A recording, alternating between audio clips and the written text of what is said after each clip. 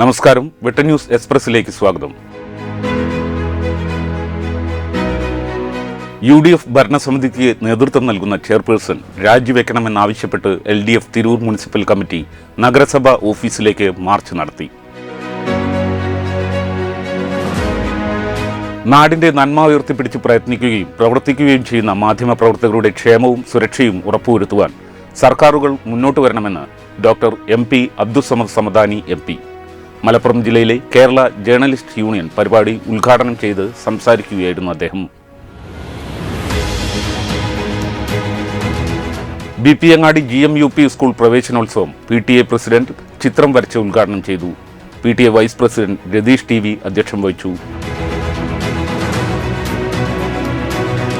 താനൂർ കാട്ടിലങ്ങാടി ഒലിയിൽ മിഥുൻ സ്മാരക അംഗനവാടിയിൽ പ്രവേശനോത്സവം സംഘടിപ്പിച്ചു. ബേബി ടീച്ചർ അധ്യക്ഷത വഹിച്ചു. ലോക സൈക്കിൾ ദിനത്തിൽ സ്ഥിരമായി സൈക്കിളിൽ താലൂക്ക് ഓഫീസിലെത്തുന്ന താലൂക്ക് ഓഫീസ് ജീവനക്കാരനായ ആഷിഖിനെ ആദരിച്ചു. Tirur sub collector Dileep K Kainikkara ഉദ്ഘാടനം ചെയ്തു. GLPS Annara CH Muhammad Koya memorial government LP school പ്രവേശനോത്സവം അഡ്വക്കേറ്റ് PP ബഷീർ ഉദ്ഘാടനം ചെയ്തു.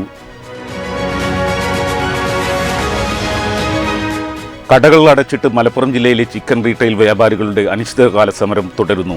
കോഴിമാലിന്യങ്ങൾ ഏറ്റെടുക്കുന്ന റെൻഡറിംഗ് പ്ലാന്റുകൾ ടിപ്പിംഗ് ഫീസ് 5 നിന്ന് 7 രൂപയാക്കി വർദ്ധിപ്പിച്ചതിൽ പ്രതിഷേധിച്ചാണ് വ്യാപാരികൾ സമരത്തിനിറങ്ങിയത്. തിരൂർ ഗൾഫ് മാർക്കറ്റിൽ കഴിഞ്ഞ ഫെബ്രുവരി മുതൽ നടന്നുകൊണ്ടിരിക്കുന്ന G-Mart ബിസ്ബൂം ഷോപ്പിംഗ് ഫെസ്റ്റിവൽ കച്ചവടക്കാരുടെ അഭ്യർത്ഥന മാനിച്ച് വരുന്ന ഓഗസ്റ്റ് 10 വരെ നീട്ടിയതായി ഭാരവാഹികൾ അറിയിച്ചു.